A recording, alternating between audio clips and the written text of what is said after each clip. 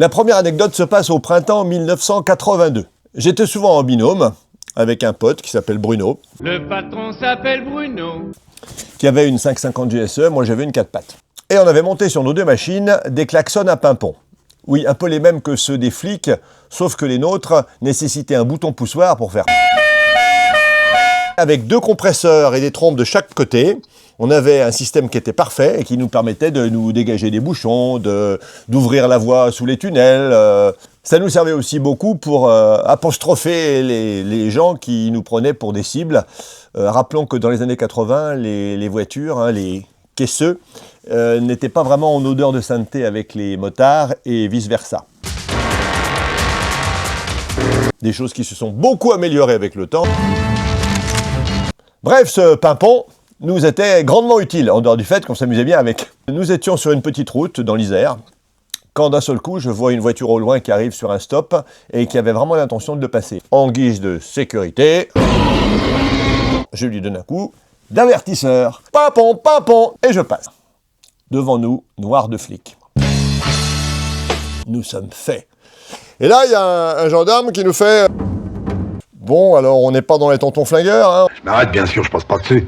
Bonjour. Dites-moi, c'est quoi le klaxon que vous avez là? Le klaxon, On a entendu quand même un 2 tons. Ah oui, ah mais je vois ce que vous voulez dire. J'ai des trompes qui font pain, un peu aigu, vous voyez, façon trompette. Hein, j'arrive. Et mon copain derrière, il a un klaxon avec des trompes plus graves qui font oh, vous voyez, un peu façon bateau ou camion. Et tout à l'heure, il y avait un gars, on voulait être sûr pour la priorité, tout ça, donc moi j'ai fait un petit coup de pain, et lui derrière, il a fait un petit coup de pont. Voilà. Mais vous avez quoi là? Vous avez des trompes et des compresseurs des 2 côtés? Oui. Oui, c'est cela. Le gendarme, avec 2-3 copains à lui qui s'approchent quand même, attisés par la curiosité. C'est bien ce que je pensais.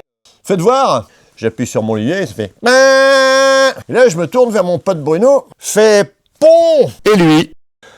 Pain.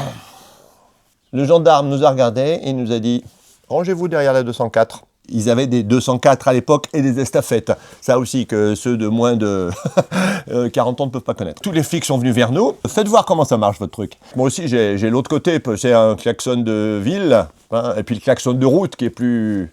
Il dit faites voir, faites voir. Pain, voilà, pont. Faites plus vite. Pain, pont, pain, pont. Et là il y a au moins 30 flics qui se sont approchés pour regarder. Le gars nous dit, vous savez que c'est interdit. Vous allez me débrancher tout ça, hein? Ah bah oui, bah si c'est interdit, c'est interdit, hein. On a débranché les compresseurs, ils ont fait le tour des motos, ils ont vérifié nos papiers, bon, le temps règle et tout. On est bien d'accord, hein, qu'on vous y reprenne pas. Mais bien sûr, mais paf, ma biche, tout ça. Ils nous ont laissé partir. On a fait 2 virages, on s'est arrêté. Et on est reparti.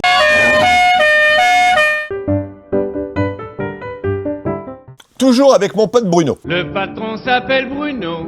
On devait aller à une réunion de la FFMC à Saint-Étienne. Et il y avait une montée avec des bagnoles et puis une bande blanche. On double les voitures de l'autre côté de la bande blanche. 2 flics, ils avaient des 400 Honda blanches qui nous font signe d'arrêter comme ça. J'avais une bécane qu'un copain m'avait prêtée, une 7,5 FA. Devant leur injonction, je me range. Et là, qu'est-ce que je vois? Mon copain Bruno qui continue. Ils sautent sur leur moto et ils lui sont partis au cul.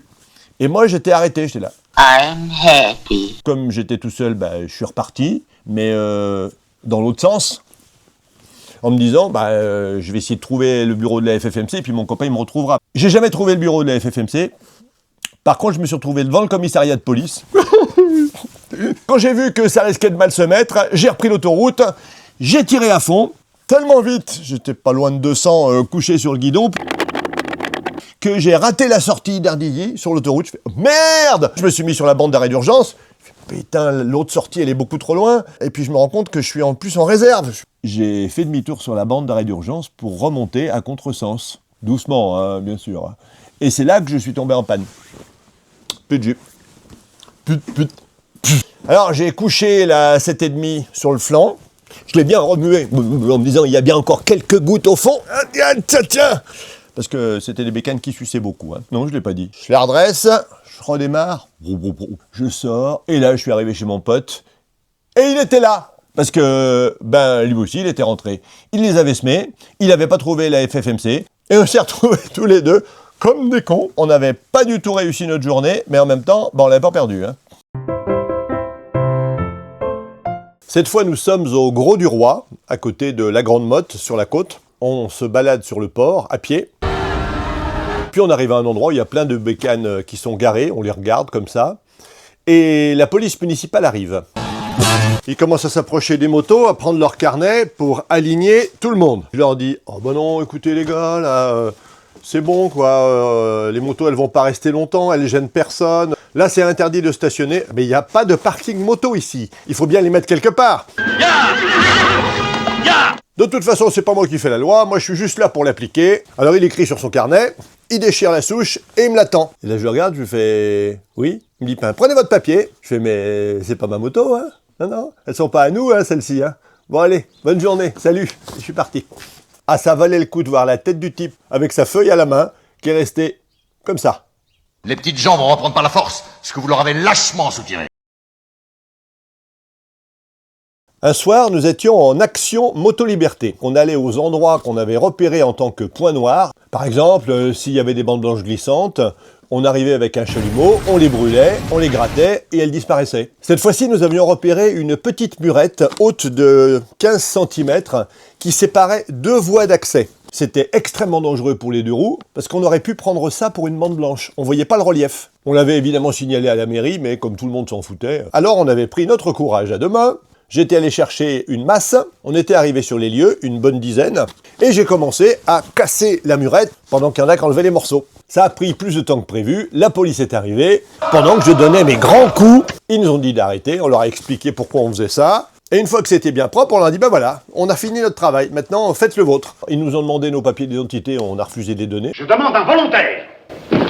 Il y a une des filles, il lui a dit, comment vous vous appelez? Je m'appelle Jean-Françoise Balaï. Le flic lui dit, mais c'est pas un nom de fille ça. Et là, elle lui fait « Ah, si vous saviez les complexes que ça me donne !» C'était bien trouvé. Comme ils voulaient pas repartir bredouille, ils ont confisqué la masse. Ma masse. Outil de dégradation du bien public. Je me suis dit, il faut absolument que j'aille la récupérer quand même. Mais ça allait être difficile. Le lendemain, je suis arrivé en bécane au commissariat, je me suis garé juste devant, je suis rentré dans le commissariat, avec le casque sur la tête, j'ai regardé à droite, j'ai regardé à gauche, personne n'a fait attention à moi, je pense qu'ils pensaient que j'étais un livreur ou quelque chose comme ça. Et au bout de quelques bureaux, qu'est-ce que j'ai vu? Ma masse. Elle avait un manche jaune fluo, donc on pouvait pas la louper. Le bureau était vide, je suis rentré dedans, j'ai pris la masse, j'ai mis sur l'épaule, j'ai retraversé le commissariat dans l'autre sens, je suis monté sur la moto, j'ai mis la masse dans le blouson, et je suis parti. Personne m'a arrêté, personne m'a rien dit. Opération commando réussie. Oui, là aussi, j'ai des petits plaisirs, hein.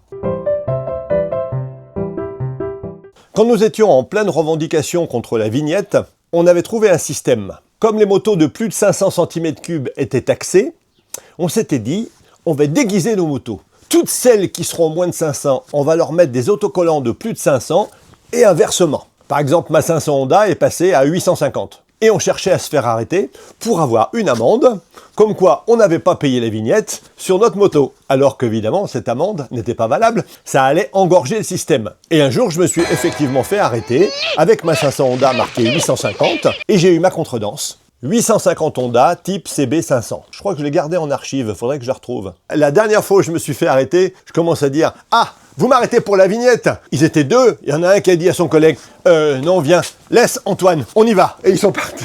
Les Gaulois Mais c'est pas vrai! Dans les années 80-82, j'avais ma 4 pattes avec 4 pots qui étaient dans un état, on va dire, pittoresque. C'est-à-dire qu'on les entendait bien arriver de loin, les pots, avec la moto autour. Et un soir, on se fait arrêter par des flics, c'est un pléonasme, non? Qui font le tour de la moto et qui me disent votre pot n'est pas réglementaire. Effectivement, quand il y a des trous dedans, c'est pas très réglementaire. Bon, on va la passer au sonomètre. Ah, le sonomètre, vous croyez? C'était largement au-dessus des normales saisonnières. Je discute, je négocie, j'avais pris rendez-vous chez le concessionnaire, je devais l'emmener demain, il va me changer les pots, on va remettre une chicane, enfin, vous savez ce que c'est des choses qui arrivent. Mais ta sœur, comment elle va ta sœur? Ça va, ça va. Le type, il me dit, je vous laisse repartir, hein. Je vous préviens. Vous faites réparer votre moto, hein. Oui, bah alors vraiment, hein. Oh, alors là, tout ce que vous voulez, hein. Je jure, vous pouvez cracher sur les bottes, tout ce que vous voulez, hein. Hérétique! Au bûcher! 2 semaines plus tard, à un autre endroit, on se refait arrêter à un stop qu'on avait un petit peu... Maintenant, on dit glisser. Ah, voilà, j'aime bien le terme. Ils ont dû glisser. Il y avait personne à gauche, on prenait à droite, on voyait bien ce qui se passait, on est passé, quoi. Et là, il y avait 2 CRS qui nous arrêtent. On est arrivé pile poil dessus. Bonjour, voilà. Alors le stop, bah oui, le stop, il nous aligne. Et puis le type, il me regarde, il me fait... Mais je vous connais, vous. Et là, d'un seul coup, je fais, oh non. Et je vous ai arrêté il y a une quinzaine de jours pour les pots d'échappement, là. C'est la même moto. C'est la même... Oui, c'est possible, c'est possible. Et alors, vous avez fait réparer? Non, l'amende que vous n'avez pas eue la dernière fois. Et voilà. Hein, multiplié par 2. Et donc, je me suis fait bananer. Tu sais cette petite voix que les gens ont dans la tête et qui recommande la prudence. Toi, tu l'as pas.